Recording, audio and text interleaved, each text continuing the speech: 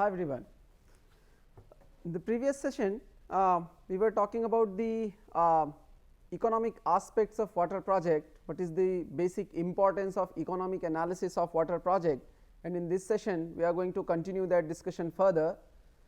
So, economic rationale of water supply project, if we see the particularly like if we consider water supply project as a one of the project dealing with water services or any other typical water project we can take instead as well, the basics remain same, but for example a water supply project, the provision of basic water supply to poorer population groups sort of generates positive external benefits such as improved health conditions of the target project beneficiaries, but these are not internalized in the financial cost calculation, because how you will incorporate the positive health benefits. Of course, there are ways to quantify that as well, but it is not that easy.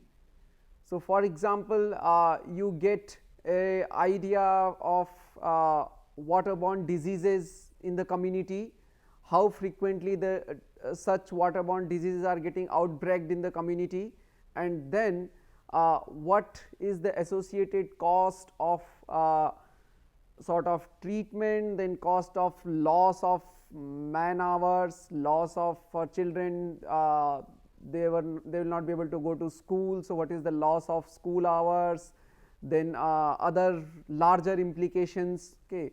So, these kind of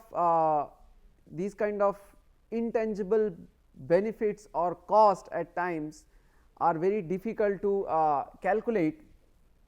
The finance of water supply services is provided to assist water utilities providing safe water to household, promoting enhanced cost recovery over time. So, creating an enabling environment that include capacity building and decentralized management of water supply operation. So, such system sets up of autonomous water enterprises and private companies which are run on a commercial basis. So, based on their commercial losses, commercial gains, their advantages, they operate such systems. Now, you see, while economic analysis could be useful in justifying the interventions in terms of economic viability, it should also be considered as a major tool in designing the basic operations.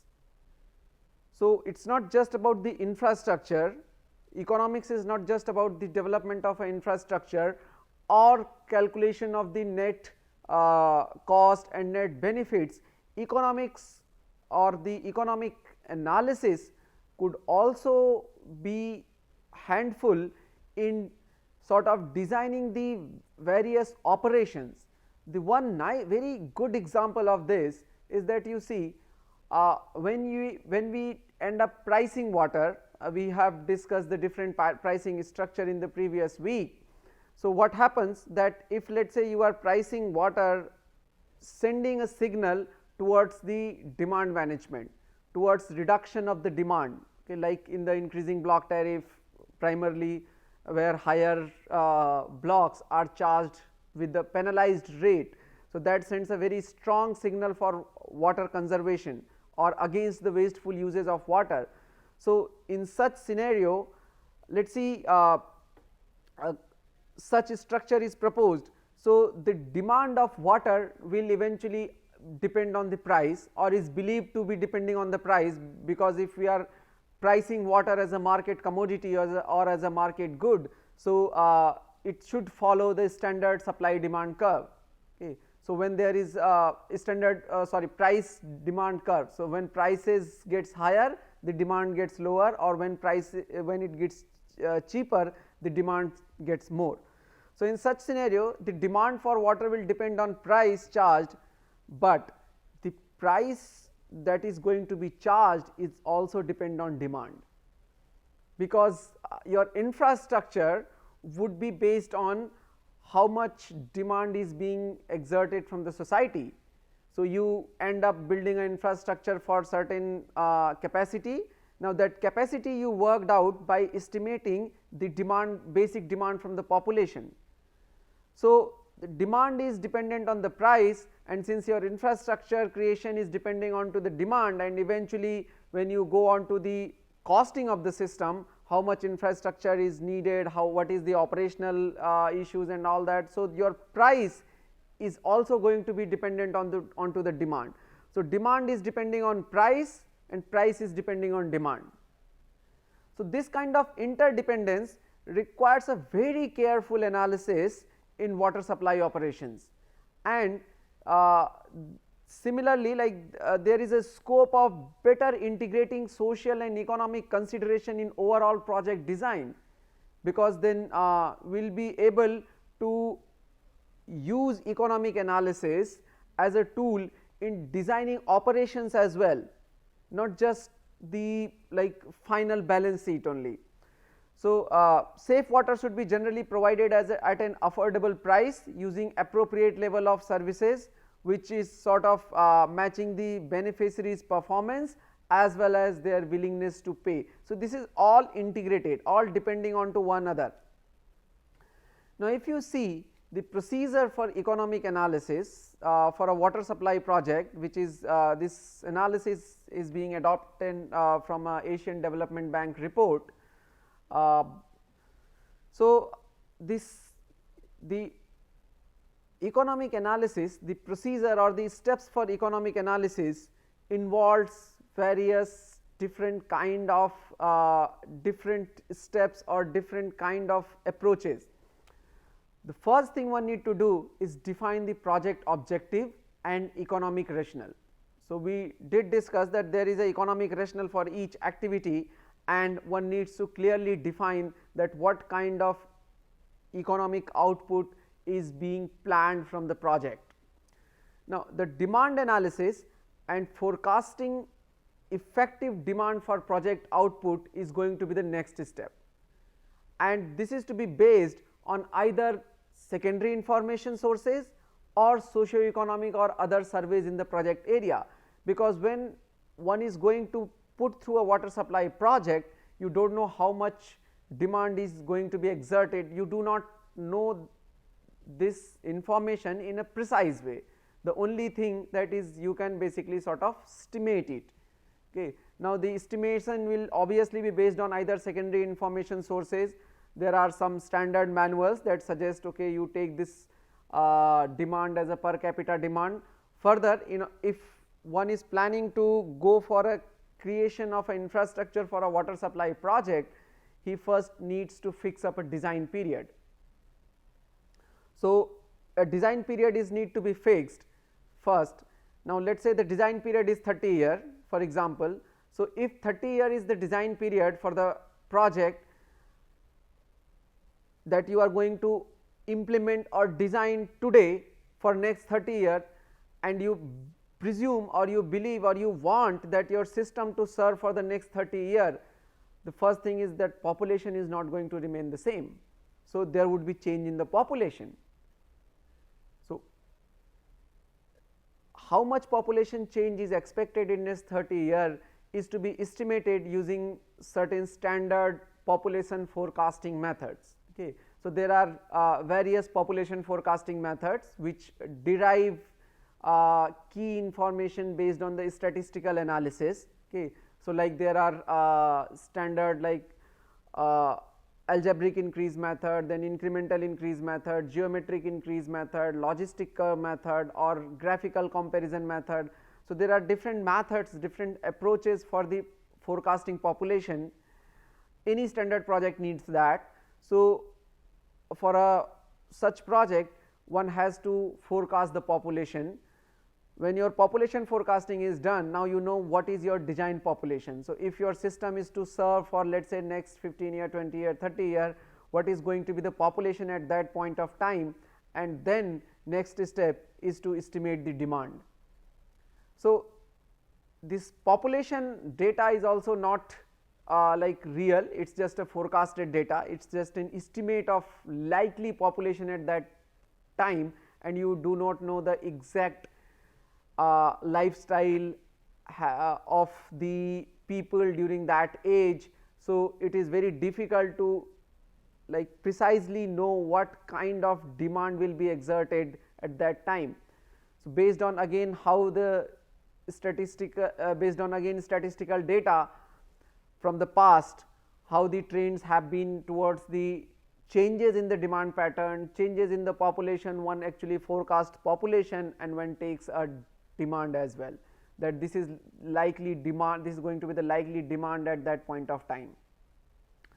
Further, inputs can be taken from various other secondary data sources, some standard manuals, protocols, expert advices.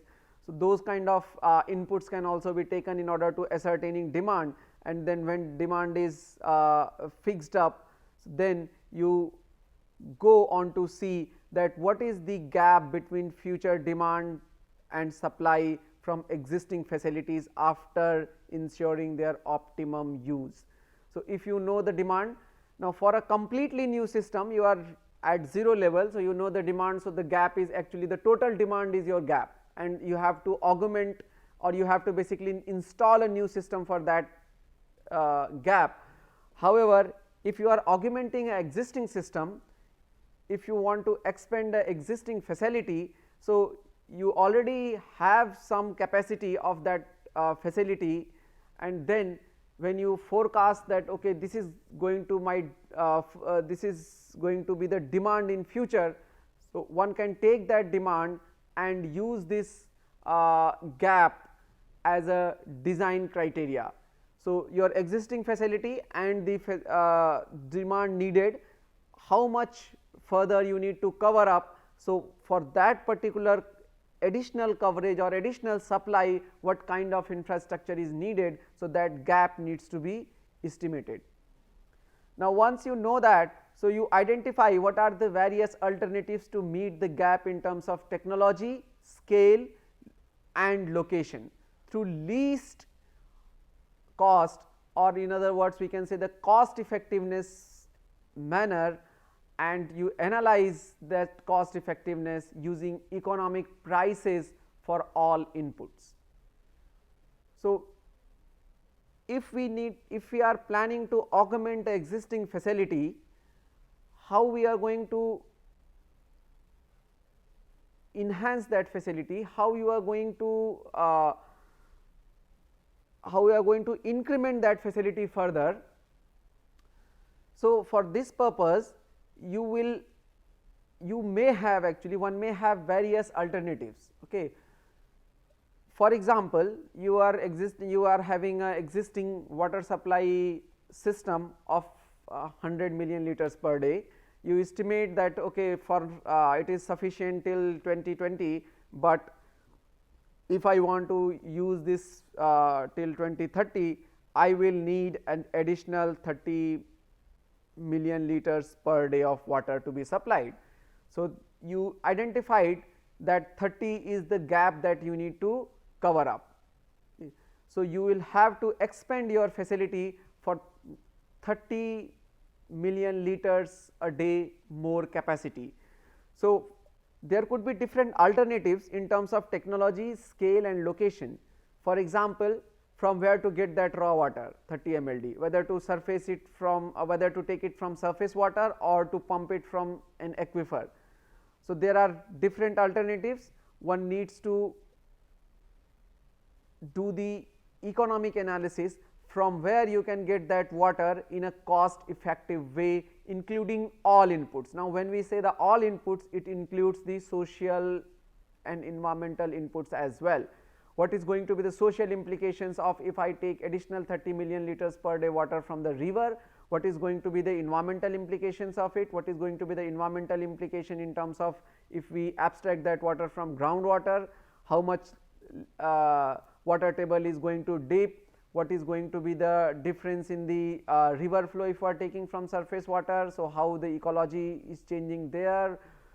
All these inputs is to be converted in terms of numbers, in terms of quantity, as we are discussing, in terms of somehow monetary terms, okay, either rupees or dollars, what is going to be the net impact, and then based on these type of cost analysis you can choose your alternatives. Okay, I am going to abstract this water from this particular river. what is the technology, there could be possible alternatives in terms of technology also, how to treat that. So, if you are taking groundwater, you may need probably a very little treatment. There are not many not much suspended solids or not much impurities in the groundwater. So, the scale of treatment needed may be little over there. However, if you are taking surface water, the scale of treatment needed might be more there. Okay. So, what are the available technologies, what is the scale, and what scale I have to do, what is the location, shall I do that additional augmentation or enhanced capacity enhancement in existing plant or nearby or at some other location. If you are having an alternate source of water, what if I do this particular activity at this location and then cover up this area or the additional area from there which is going to be the close by. So, there could be different alternatives, and all alternatives has to be evaluated in terms of its holistic approach. Okay. So, holistic approach for economic analysis converted in the tangible numbers, in the terms of monetary numbers. So, one needs to critically identify the net benefits, both quantifiable and non quantifiable, and determining the whether economic benefits are exceeding the economic cost. So, that is to be seen for considering the project. Further, if you go, so assessing whether the project's net benefit will be sustainable throughout the life of the project through cost recovery, tariff, and if there is any subsidies being proposed based on the financial analysis and financial benefit cost analysis. So, because whatever infrastructure is going to be installed, there is going to be some liquidity of that funds invested, okay, and when you get all the inputs, so all the benefits and all the cost, okay, the quantifiable as well as non quantifiable, one needs to convert, as we are discussing in the previous session as well, one need to convert the non quantifiable gains and losses into the numbers using some tool and technique, which there are certain standard approaches, okay, based on some factorization, some expert opinion, some generic models are available these days, okay. So, how you can, or statistical data of course. So, how you can convert these non quantifiable benefits and cost into the quantifiable, into the numbers, and then when you get everything in the number, then the project economic analysis, financial analysis is to be done, and financial benefit cost analysis is to be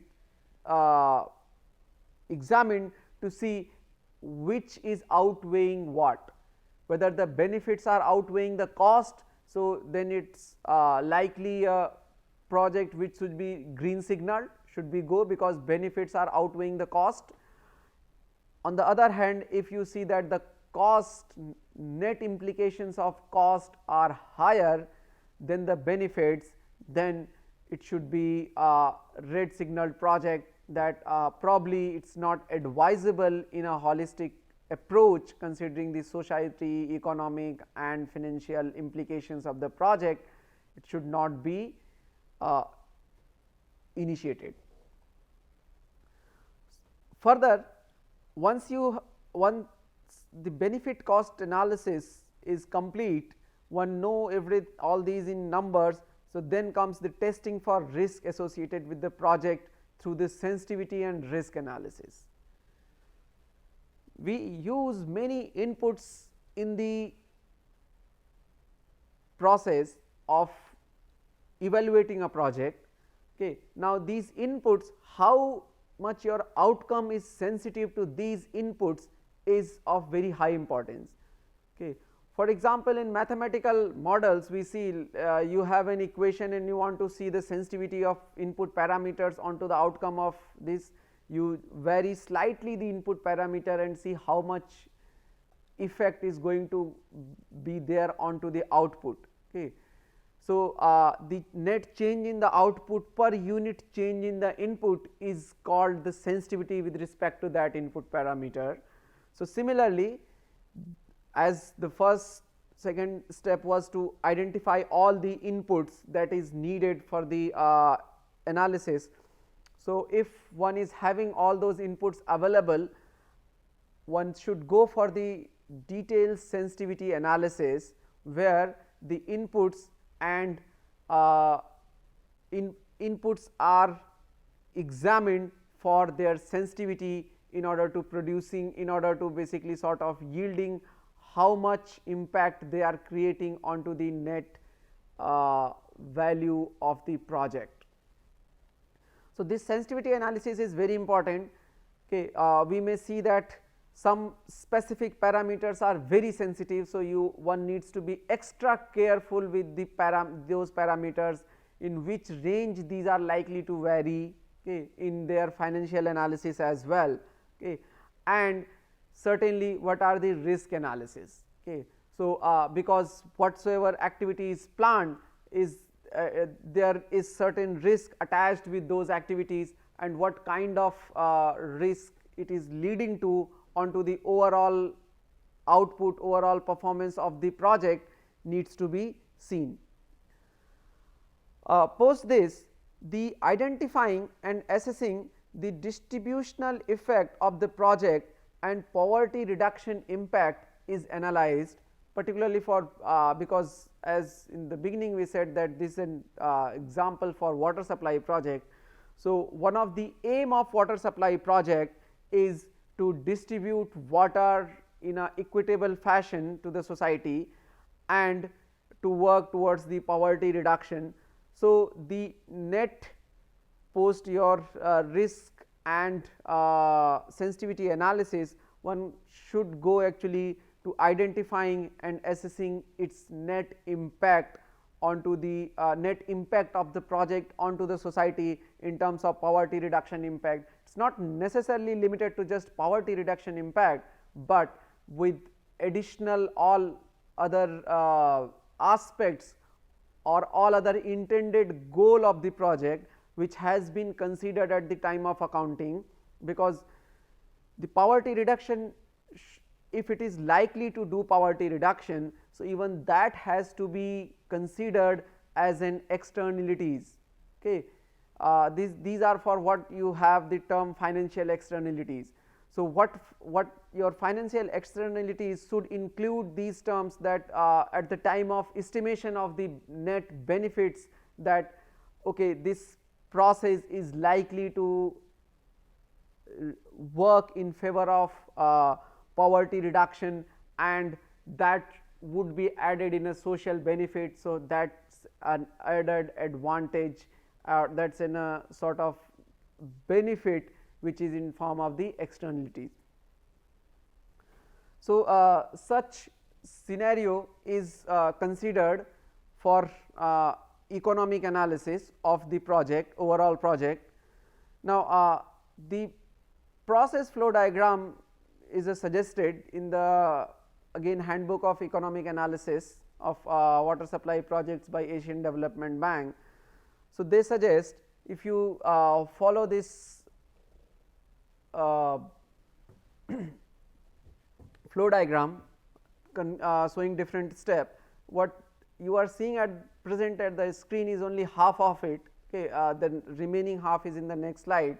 So, in order to make it readable, now if you see, the first thing is to set project rationale and objective as we discussed, and then a survey is to be done for the existing facility and constraint, if any. If there is any existing facility available, it has to be properly surveyed and measured, and at the same time there is to be socio-economic survey, including contingent valuation needs to be done. Once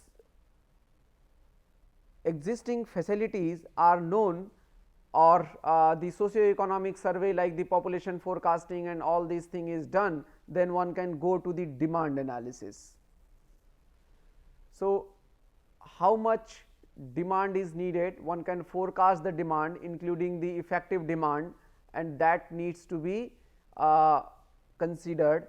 Then what is the institutional assessment, how much infrastructure, how much institutional support, how much institutional ability is already available existing, and then it can taken further from there.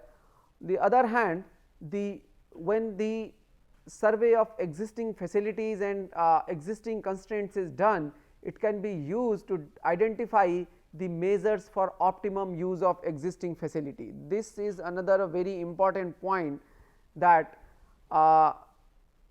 if let us say you see that you have a capacity of 100 million liters per day installed, and from your socio-economic survey and demand analysis you figure out that you need 130 MLD.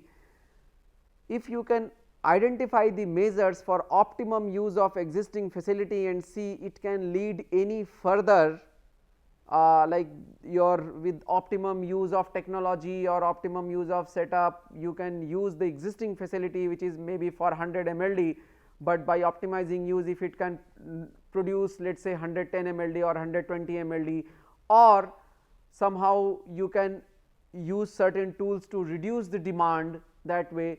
So, these two things in combination, your demand analysis and the this optimization of the process, would give the what are the net gap. So, if certain additional demand can be augmented by the optimum use, so you may not need to basically enhance the infrastructure for it, but if it is not, so what is the additional gap that needs to be established between future demand and existing facilities after their optimum use. So, when their existing facilities are being used at an optimum level, what is the additional demand that needs to be worked out, as we were discussing. So, this will be worked out.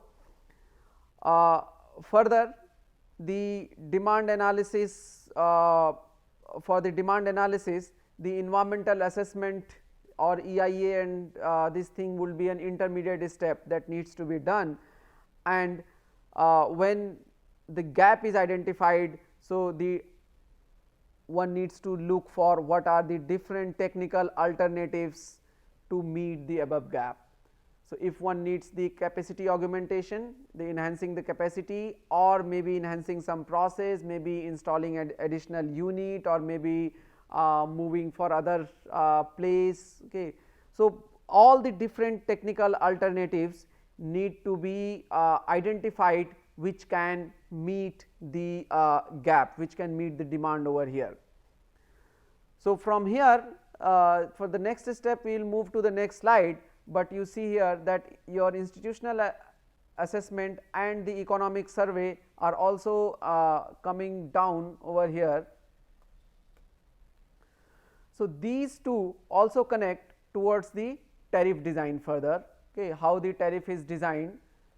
So, your tariff design would actually incorporate various units, including the impact assessment of the demand, how much environmental footprints it is going to create, or what your socio-economic survey, willingness to pay, all those aspects.